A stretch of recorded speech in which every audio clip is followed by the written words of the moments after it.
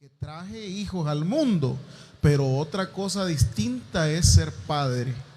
Y en ese sentido, el caos de la sociedad en que vivimos, amados, es por la falta de padres que hay. El caos que vive nuestra sociedad, el caos que vive nuestra juventud, es porque no hay un modelo de paternidad a seguir.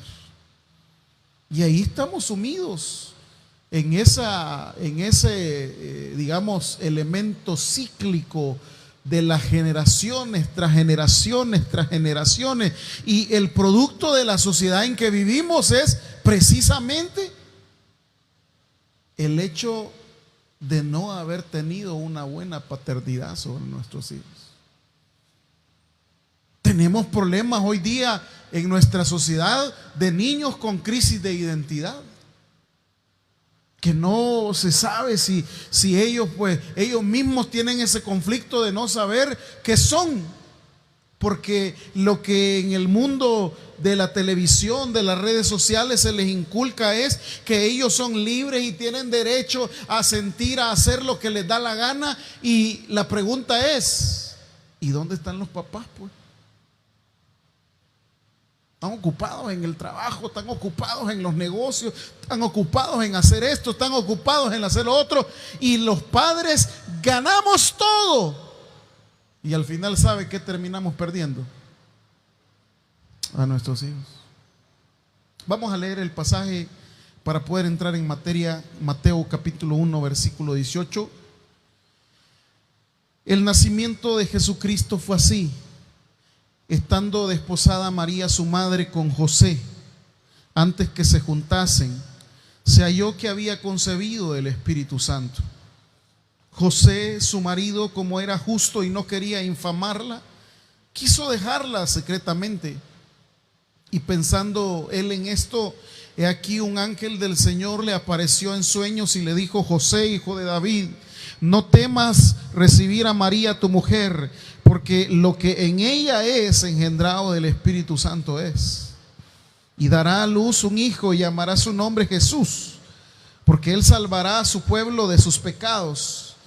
Todo esto aconteció para que se cumpliese lo dicho por el Señor por medio del profeta, cuando dijo: he aquí una virgen concebirá y dará a luz un hijo, y llamará su nombre Emmanuel, que traducido es Dios con nosotros. Y despertando José del sueño, hizo como el ángel del Señor le había mandado y recibió a su mujer, pero no la conoció hasta que dio a luz su hijo primogénito y le puso por nombre. ¿Cómo?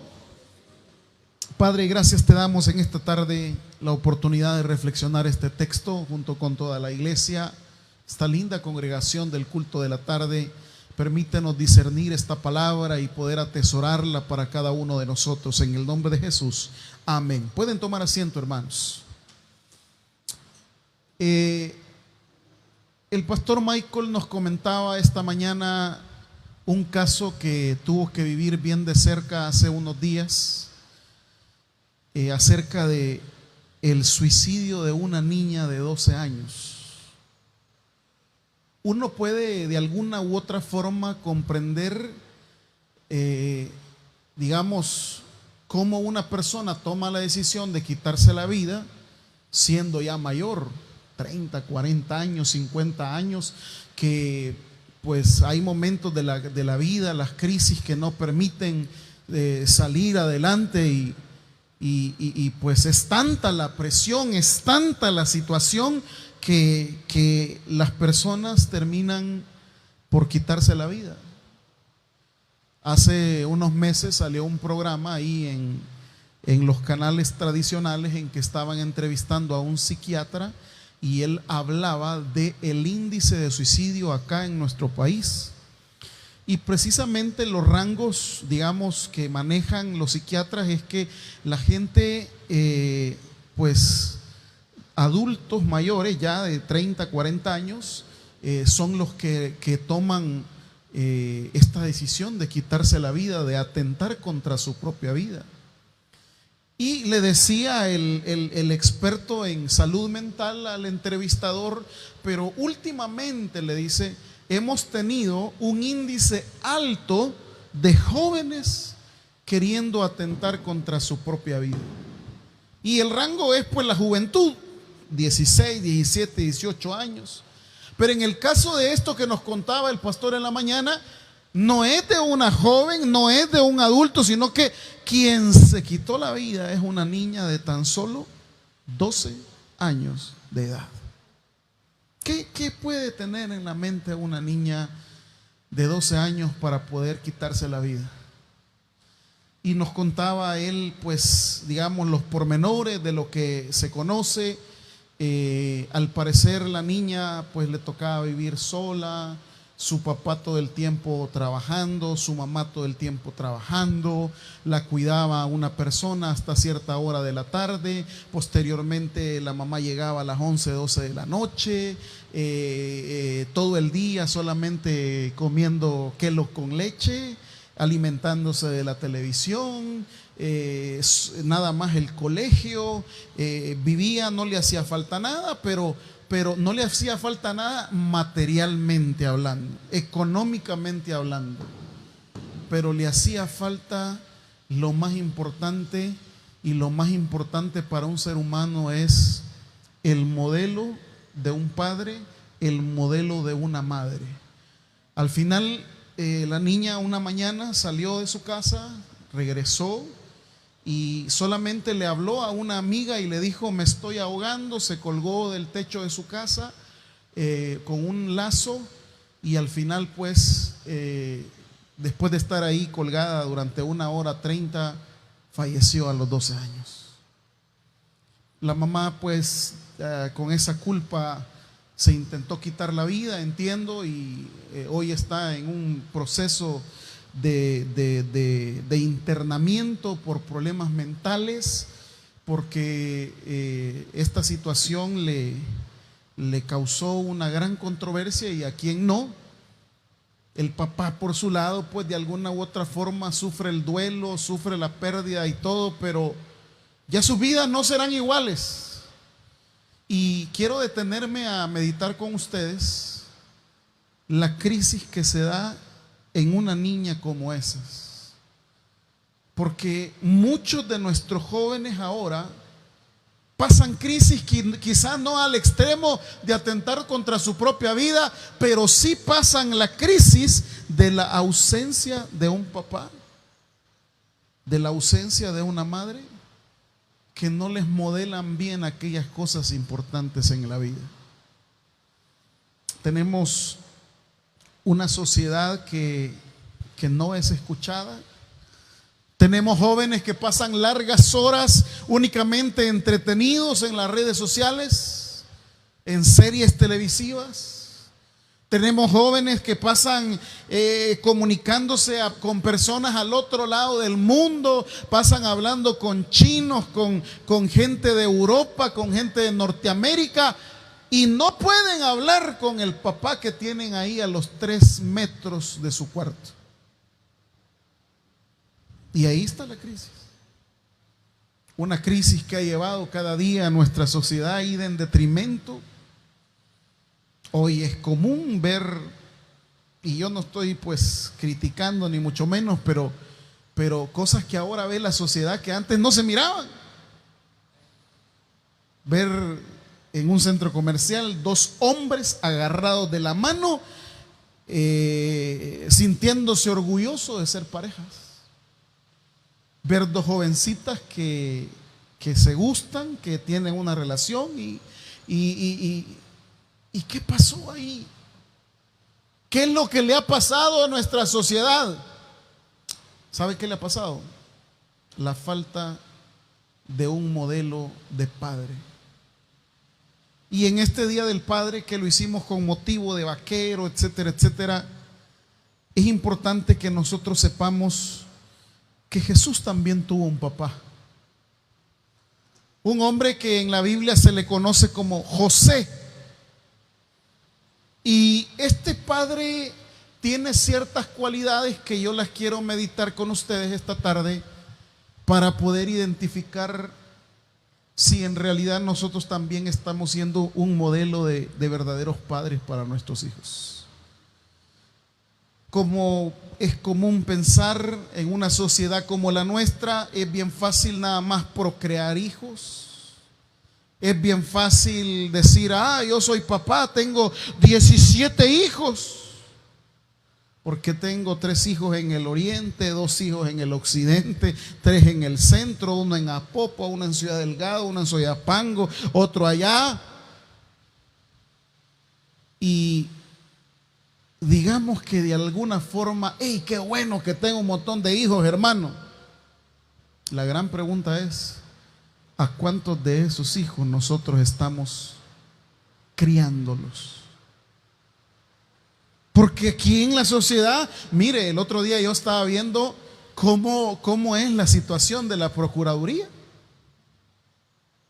O sea que ¿sabe usted cuánto es el promedio de la cuota mensual que un papá da para un hijo?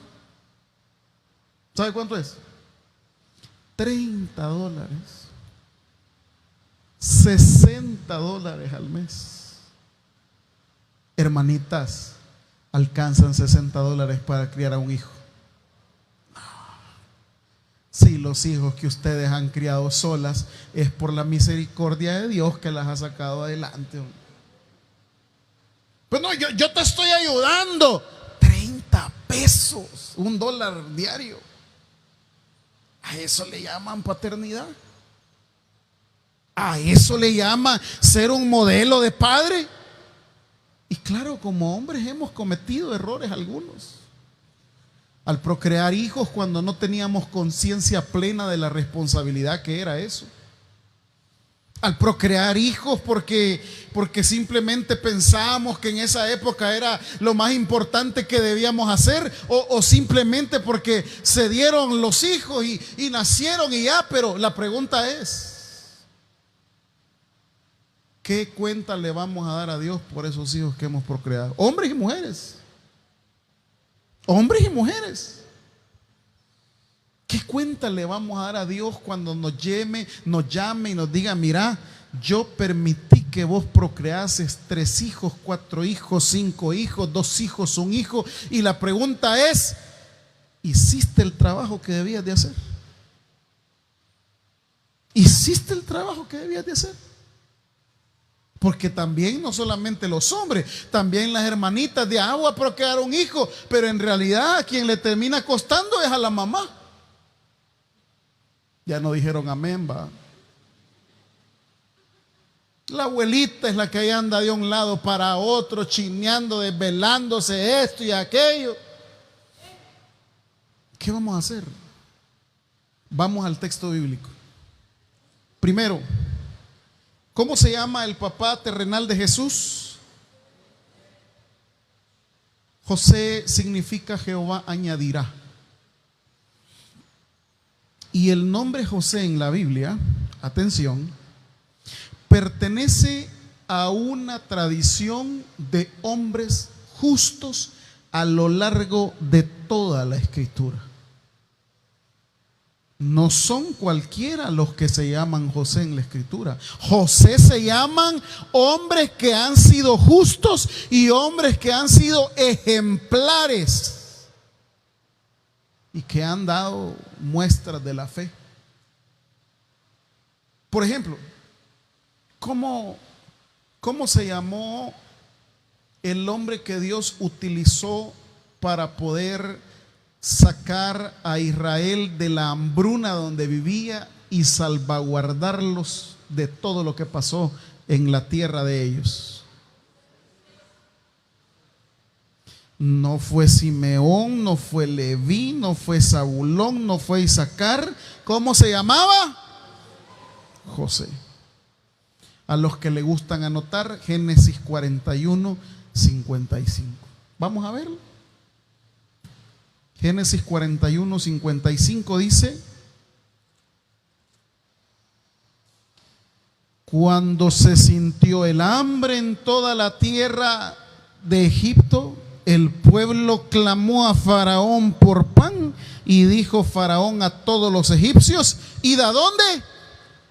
¿Id a dónde? ¿Id a dónde, iglesia? Primer personaje bíblico que se llama José. Un hombre que Dios utilizó para poder alimentar a su pueblo.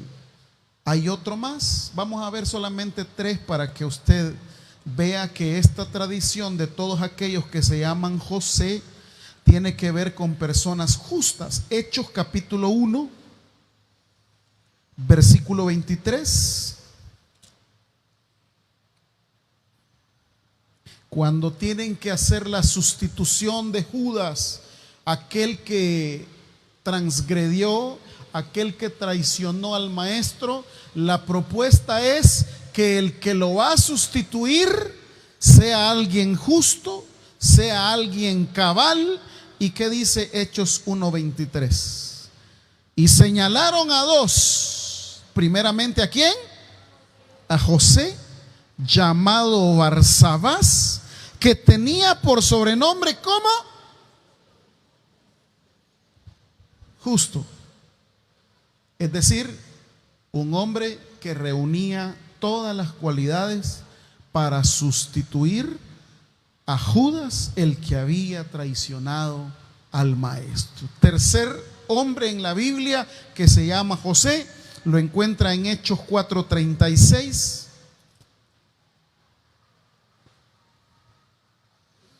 ¿Y quién es Bernabé? Fíjese, nosotros vemos toda la obra del apóstol Pablo, las iglesias fundadas, las cartas escritas, el trabajo que desarrolló, todo lo que el apóstol Pablo hizo. Pero sabe que el apóstol Pablo no hubiese hecho nada si no hubiese existido un hombre que lo discipuló, que lo preparó, que lo adiestró. ¿Cómo se llamaba este hombre? Dice Hechos 4:36, ¿lo tiene conmigo? Entonces José, a quien los apóstoles pusieron por sobrenombre Bernabé, que traducido es hijo de consolación, levita, natural de Chipre. Es decir, encontramos entonces que el nombre de José en la Biblia está ligado a gente justa, a gente que inculcó valores, a gente que hizo la diferencia. Y en este caso que ahora Mateo nos enseña, no pudo llamarse de otra forma aquel hombre que iba a ser el padre terrenal de Jesús. ¿Cómo se llamaba el padre terrenal de Jesús? José. En la Biblia se conoce como el carpintero. En realidad, fíjese que José, más que ser carpintero, él hacía trabajo varios en madera. Pertenecía a una ciudad muy necesitada que era Genezaret o Galilea. La Galilea era una ciudad que quedaba en el paso que conducía a Capernaum. Capernaum era un lugar exclusivo donde vivían las autoridades romanas y donde vivían ciertos sacerdotes y sumos sacerdotes. Entonces, lo que hacían estas personas pudientes que vivían en Capernaum era que llegaban a traer mano de obra ahí a Galilea, porque de ahí salían los trabajadores. Se ponían unas cuadrillas de personas dispuestas a ir a trabajar en las viñas, dispuestas a ir a trabajar en todo tipo de labores que les encomendaban. Entonces José, el trabajo que realizaba ciertamente tenía que ver con la madera, pero no es un carpintero como lo conocemos ahora mismo, sino que era un hombre que, por ejemplo, reparaba barcos. Era un hombre que podía reparar construcciones de casas. Era un hombre que trabajaba la madera, y ese era el trabajo en realidad de José. Y por supuesto que la Biblia dice que ese trabajo se lo heredó a su hijo Jesús. Ahora bien, fíjense que ¿cuál fue la influencia, fíjese bien, que tuvo José en la vida de ese muchacho llamado Jesús? Nosotros creemos que siempre Jesús tuvo una plena conciencia de ser Dios y de que Él desde pequeño, hay un evangelio que nosotros no lo tenemos en la Biblia, que dice que cuando Jesús jugaba con los demás niños, agarraba lodo y el lodo hacía palomitas y esto, y no, hermanos. Jesús fue un niño normal. Jesús fue un niño criado como todos los seres humanos. Y como todos los seres humanos, ¿sabe? El que lo crió fue José, su papá. Que según las investigaciones se cree que cuando Jesús comenzó su ministerio público a los 27 años de edad, lo más probable es que su papá José ya había fallecido. Lo más probable, dicen los investigadores, porque la única que aparece al pie de la cruz del Calvario solamente es María. Y según la cultura de aquel entonces, José probablemente tenía unos 40 años, 45 años, cuando Jesús nació.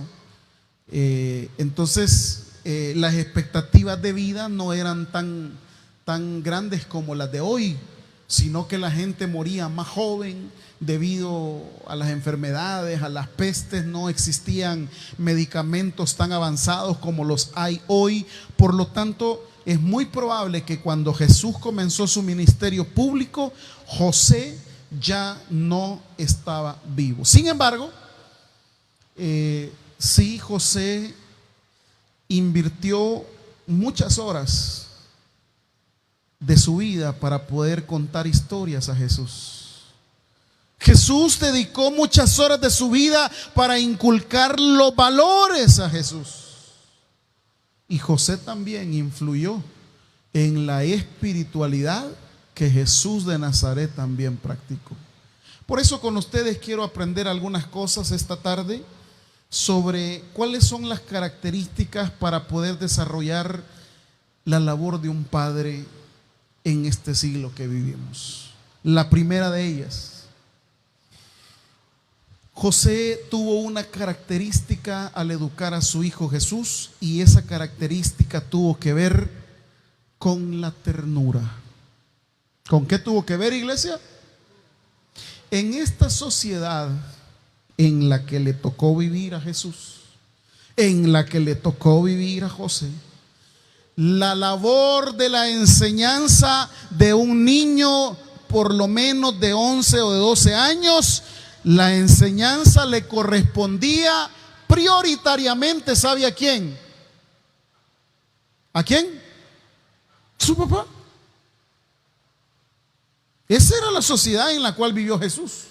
Una sociedad en donde los padres, fíjense bien, eran los encargados de enseñarles a sus hijos el temor a Dios, el respeto a Dios, la adoración a Dios. Los padres enseñaban a sus hijos a orar, los padres enseñaban a sus hijos a confiar en Él.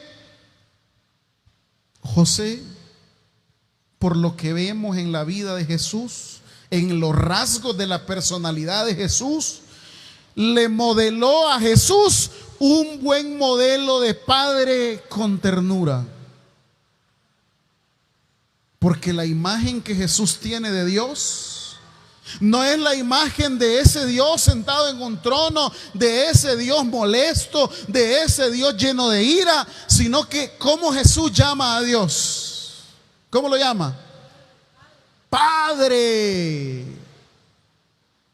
Si Jesús hubiese experimentado con José un mal recuerdo de su paternidad, lo más seguro es que él no hubiese identificado a Dios como un padre.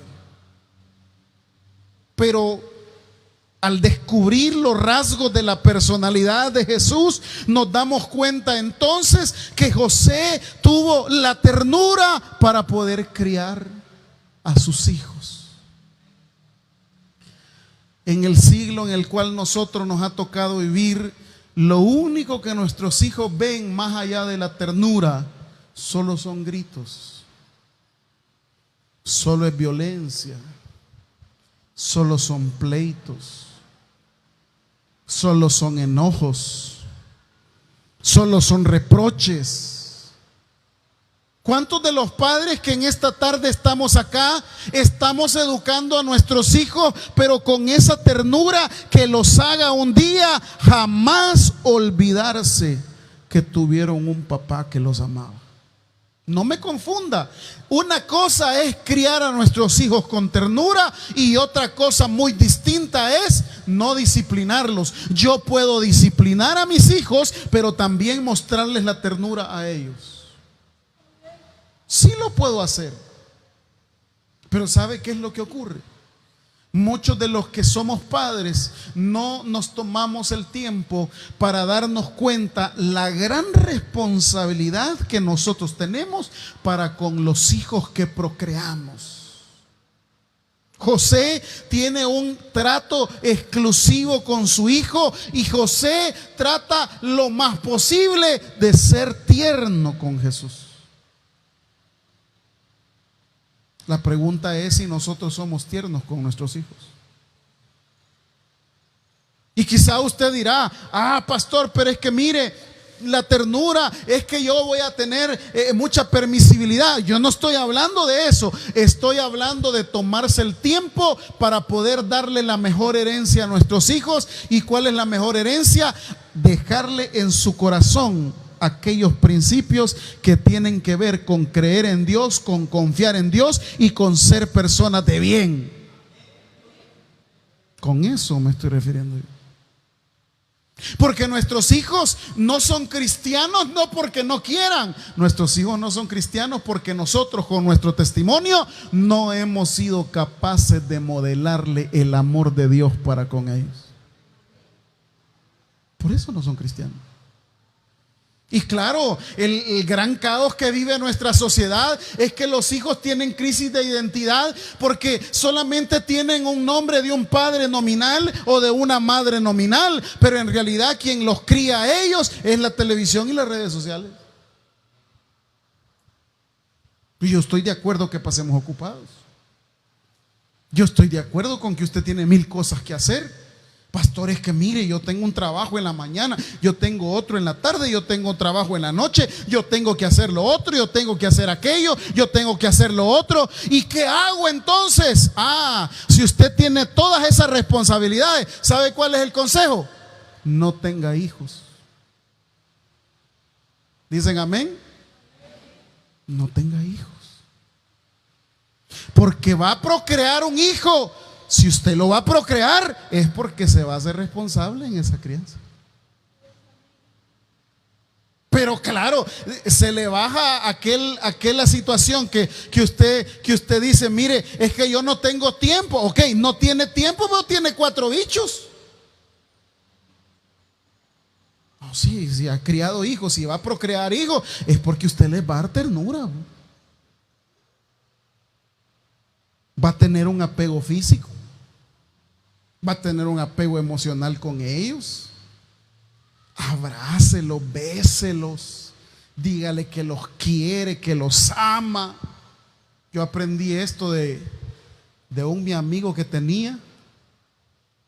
Y un día que yo estaba ahí en su taller, él es técnico en electrónica, no es de este país, y andaban ahí sus 2 hijos y de repente, que mira, hijita linda, que te amo, que mira, hijito, que te amo, que mira que... Y yo así iba escuchándolo y me dice: quizá, me dice, le suene un poco raro, pero yo trato de decirles diariamente a mis hijos por lo menos 100 veces a cada uno de ellos en el día que los amo. Y no solamente se los digo, se los demuestro. Mire la importancia de criar a los hijos con ternura. Cuando un hijo es criado con ternura, no necesita andar buscando el cariño ni el amor en otros lados. Cuando un hijo es criado con ternura, no necesita andar buscando la atención ni el cariño de nadie, porque sabe que hay un papá y que hay una mamá que lo aman por sobre todas las cosas. Por supuesto, no más que a Dios. A Dios hay que amarlo primeramente, pero luego están nuestros hijos. Pero ¿por qué hay hijos que andan buscando el cariño y amor afuera? Porque en su casa no tienen ternura, ni siquiera tiempo para ellos, ni siquiera tiempo para jugar.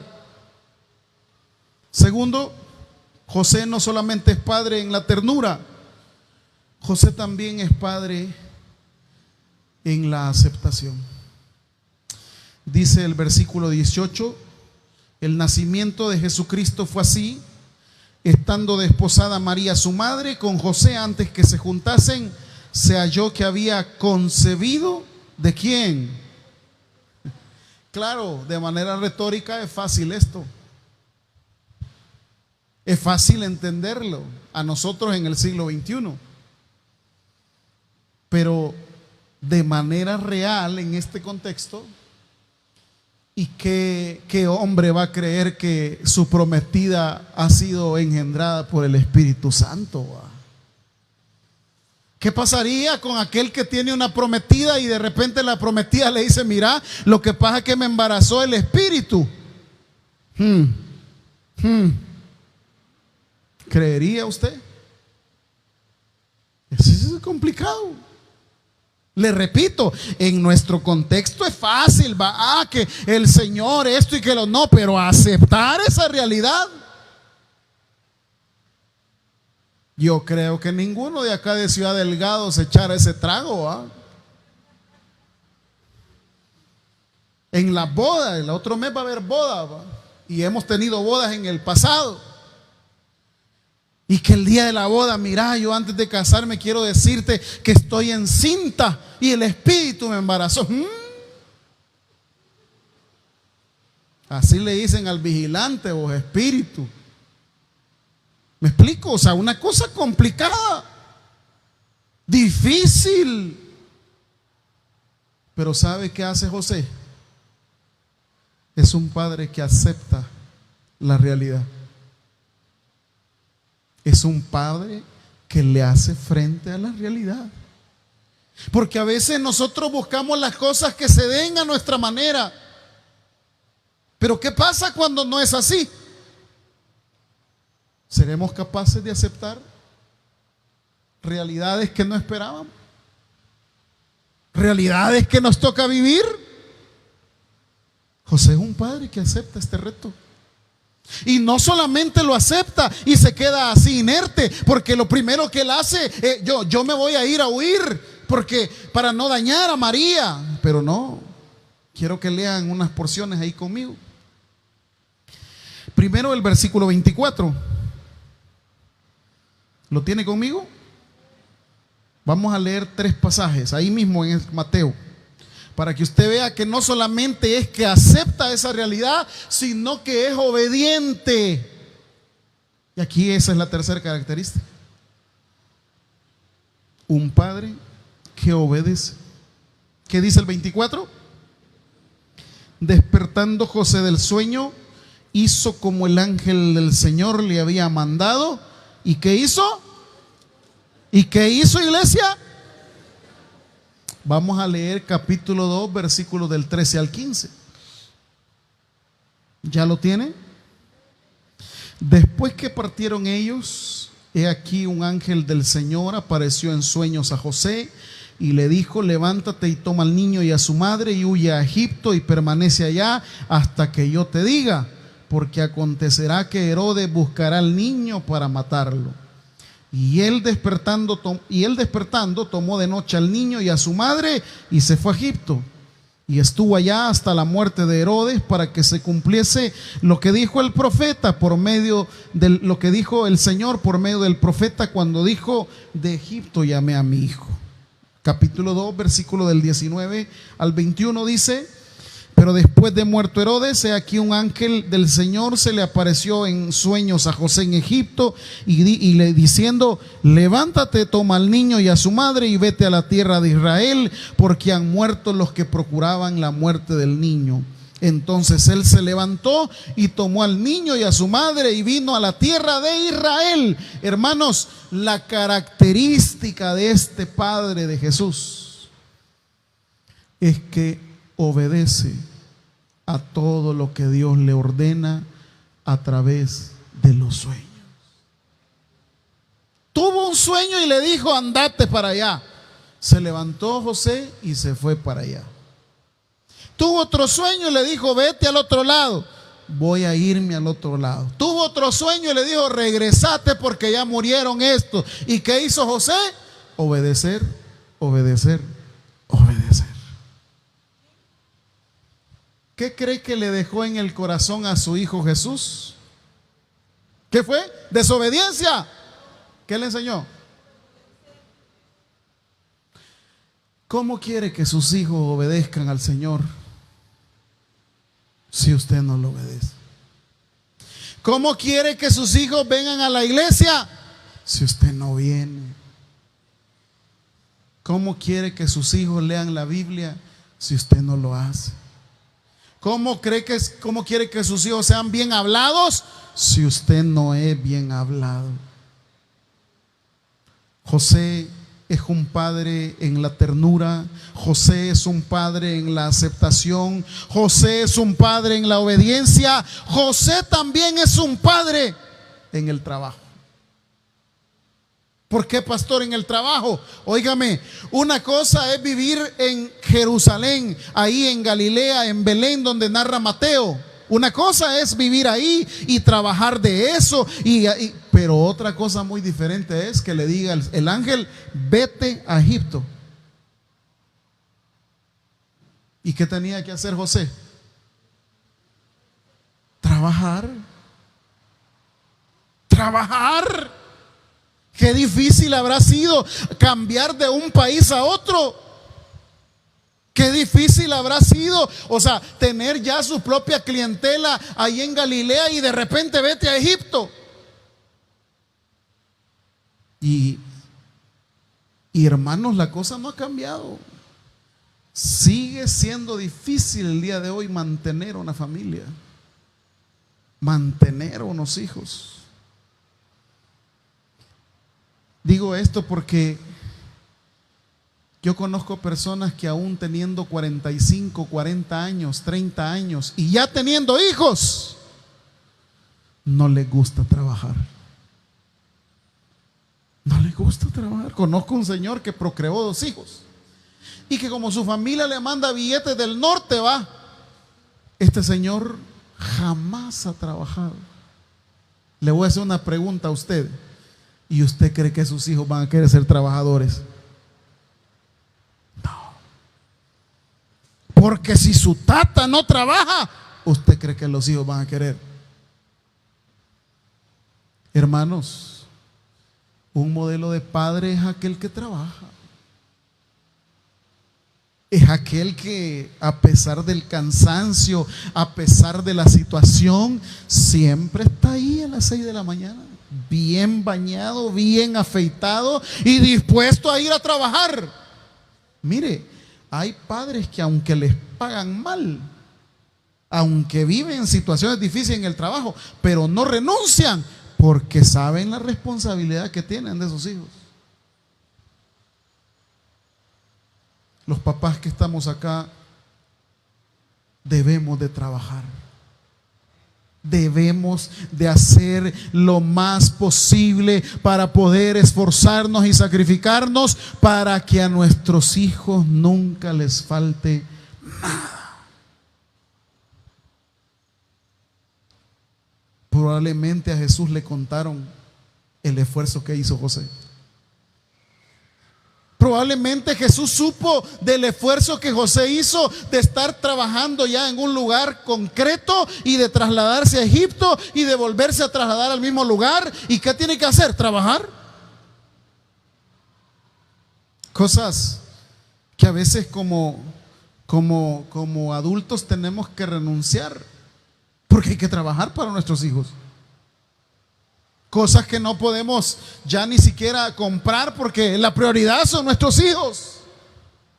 Yo quisiera comprarme esto, yo quisiera comprar, no puedo. Yo quisiera descansar, pero no puedo, tengo que trabajar por ellos. Por lo tanto, José también fue un ejemplo en el trabajo. Vamos a un texto, Juan 8, capítulo 8 de Juan, versículos 39. Ya vamos terminando. José también mostró una tremenda valentía de no rendirse. ¿Tiene conmigo 8:39 de Juan? Respondiendo, y le dijeron: nuestro padre es Abraham. Jesús les dijo: si fueseis hijos de Abraham, las obras de Abraham haríais. Pero ahora procuráis matarme a mí, hombre que os he hablado con la verdad, la cual he oído de Dios. ¿No hizo esto Abraham? Vosotros hacéis las obras de vuestro padre. Entonces le dijeron, ¿qué le dijeron a Jesús esta gente? Nosotros no somos nacidos de fornicación, un padre tenemos que es. ¿Cómo cree que la gente conocía a José? ¿Cómo cree que lo conocía? Porque una cosa es que el ángel le haya revelado a él que lo que tenía su prometida era ¿de quién? De Dios. Pero eso se lo dijo el ángel a José.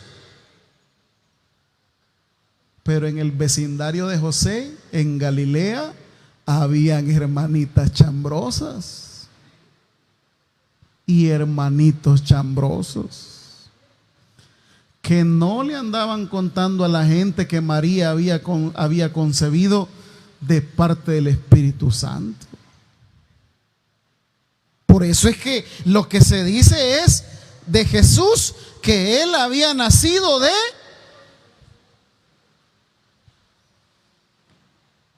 ¿Y eso le importó a José? No. A José no le importaban las cosas que diga la gente. A José no le importaban las cosas que dijese su propia familia. A José le importaba tener la valentía de no rendirse en la crianza de ese niño. Digo esto, hermano, porque a veces uno depende de lo que dicen los demás. Ay, ¿qué va a decir fulano? Ay, ¿qué va a decirme? Que diga lo que quiera. Usted no debe de rendirse. Usted debe de seguir adelante. Y una última cosa de José. ¿Cuántos versículos bíblicos tenemos en la Biblia que hablen de las palabras de José? ¿Cuántos? Se le llama esto en la narratología. La narratología es la ciencia que estudia las narraciones bíblicas. Y esa ciencia que estudia las narraciones bíblicas tiene varias maneras de analizar los textos. Una de ellas es que la narratología me enseña que en un texto yo debo de sacar los personajes principales. Fíjese bien. Saco los personajes principales, saco por ejemplo el plano arquitectónico, si en el pasaje menciona que subió, si bajó, si estaba arriba, si estaba a un lado, si caminó por un lado, tantos kilómetros, eso se llama el plano arquitectónico. También la narratología enseña acerca de los personajes. ¿Quién es el personaje principal? ¿Quiénes son los personajes secundarios? ¿Quiénes son los personajes de rellenos? Cuando estudiamos la vida de José, los textos que hablamos de José en los evangelios, encontramos que este personaje llamado José no hay ni siquiera una palabra que haya pronunciado. Ni una. Por ejemplo, tenemos el texto aquel del ciego Bartimeo. Ese personaje, por ejemplo, el ciego Bartimeo dice: y se paró y dijo: Señor Jesús, hijo de David, ten piedad de mí. Es un personaje que habla. La misma María en Lucas 2: he aquí la sierva de Dios, que haga el Señor lo que Él quiera. Ha mirado el Señor la bajeza de su sierva. Es un personaje que habla. Pero en todos los evangelios, en ningún versículo habla José. No encontramos un texto que diga y dijo José, y José explicaba diciendo José. No hay ningún versículo. ¿Sabe por qué? Porque José como padre no habló con palabras. José como padre habló con acciones. Porque un padre no es aquel que habla, un padre es aquel que demuestra. Un padre no es aquel que grita. Un padre es aquel que desde el silencio se esfuerza y ve que sus hijos crezcan seguros y que no les falte nada. Un padre no dirá cosas bonitas como la mamá, pero un verdadero padre con sus acciones les va a decir a sus hijos todo lo que lo aman. Padres de palabra, hijo lindo, hijo bello, mantenerlo. Vos sabés cómo te amo, hijo lindo. No, jugá con él. ¿Alguien dice amén? Yo te amo, hijita linda. Mostrarle el camino al Padre Celestial. Un padre no habla con palabras. Un padre ama con acciones. ¿Y qué mejor ejemplo? Nuestro Padre Celestial no solamente te dijo que te amaba, con la acción mandó a su Hijo a morir en la cruz por ti y por mí. Démosle un fuerte aplauso al Señor. Padre, gracias te damos en esta tarde por este ejemplo de paternidad que nos da José. Permítenos, Señor, a los padres que estamos acá, tener esa valentía que tuvo el papá de Jesús. Seguimos orando. Señor, te damos gracias por esta palabra que tú nos has permitido escuchar en esta tarde. Ese ejemplo de padre que tú has sido para nosotros. Esa ternura, esa misericordia con la cual tú nos has perdonado, nos has recibido en tus brazos. A través del tiempo, muchos de nosotros hemos tenido ese pensamiento absurdo de que así como me trataron a mí, así como me criaron a mí, voy a criar a mis hijos. Ya basta de seguir esa cadena. Ya basta de tratar así a nuestros hijos. Ya basta de ese poco amor que nosotros demostramos a ellos. A veces nuestros hijos quieren venir a nosotros y nos dicen: papá, mamá, quiero contarte esto, me pasó lo otro. Y nosotros: no tengo tiempo, vení otro momento. Jamás nos ponemos a pensar cuando Dios, con tanta ternura, nos ha recibido en sus brazos cada vez que nosotros nos apartamos. Nos olvidamos con qué misericordia Dios nos ha perdonado nuestras faltas. A diario erramos, a diario nos equivocamos. Yo quiero que ahora usted medite en su corazón a través de esta palabra que hemos recibido ahora. Ese ejemplo de paternidad que Dios ha sido para usted y para mí. Usted podrá pensar: pues sí, pero a mí no me crió un padre, yo no tuve un padre. Yo tampoco lo tuve. Pero sí, a través de la palabra he podido conocer a un padre tierno, amoroso, atento en cada una de mis necesidades. Cuando he estado en problemas, cuando usted ha estado en problemas, ¿a dónde ha corrido? ¿Quién le podrá ayudar cuando todos se fueron? ¿Quién se quedó? Señor Todopoderoso, oramos ahora en esta tarde para que tú puedas cambiar esos pensamientos en nuestras mentes, Señor, y podamos ser un ejemplo de padres, así como tú lo has sido para con nosotros. Esos momentos de soledad que tú atravesaste, esas tentaciones en las cuales tú estuviste expuesto, así nosotros también lo hemos pasado, Señor. Y eso, que nunca hemos estado solos. Señor, reconocemos nuestras faltas, nuestros errores, y queremos cambiar esa actitud para con los nuestros. Que de ahora en adelante podamos decir: hijo, ¿qué necesitas? Hijo, podemos platicar. Perdóname por las veces que yo no te he prestado atención, por las veces que yo te he maltratado, que de mal humor yo he llegado y te he castigado hasta de más. Señor, Gracias por hacernos entender a través de tu palabra, tu perdón y tu misericordia.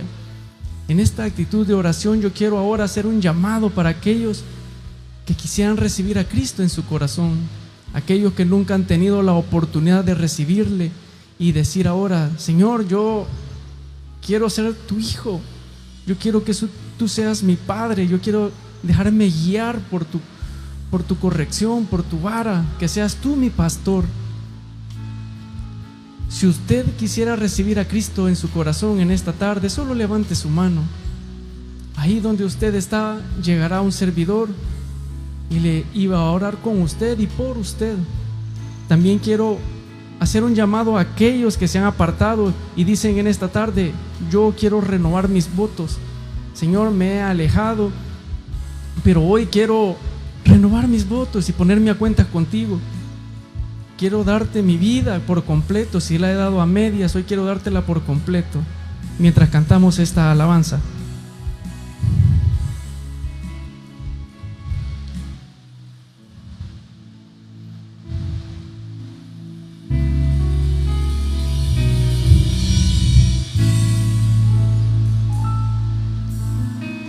Tu gracia me visitó, sanando mi corazón.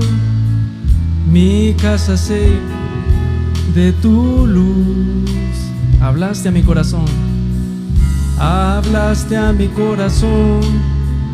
Tu voz me dio dirección, camino al amparo de tu luz. Tú cuidas de mí, tú cuidas de mí, tú velas por mí. Tú vives en mí, tú mi seguridad, tú mi seguridad, mi fuente de paz, tú cuidas de mí. Tú cuidas de mí, tú velas por mí, tú vives en mí. Tú mi seguridad, mi fuente de paz, tú cuidas de mí.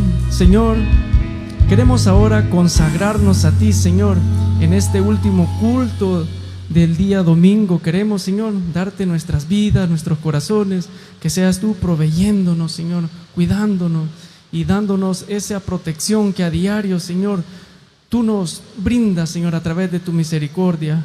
Por favor, Señor, bendícenos. El predicador ha finalizado el mensaje. Es hora que recibas a Jesús como tu único y suficiente Salvador personal. Hazlo de la siguiente manera: Señor Jesús, yo te recibo hoy como mi único y suficiente Salvador personal. Creo que eres Dios, que moriste en la cruz por mis pecados y que resucitaste al tercer día. Me arrepiento, soy pecador, perdóname, Señor. Gracias doy al Padre por enviar al Hijo a morir en mi lugar. Gracias, Jesús, por salvar mi alma hoy. En Cristo Jesús, mi Salvador. Amén. Si has hecho la oración con todo tu corazón, te damos la bienvenida a la familia de la fe.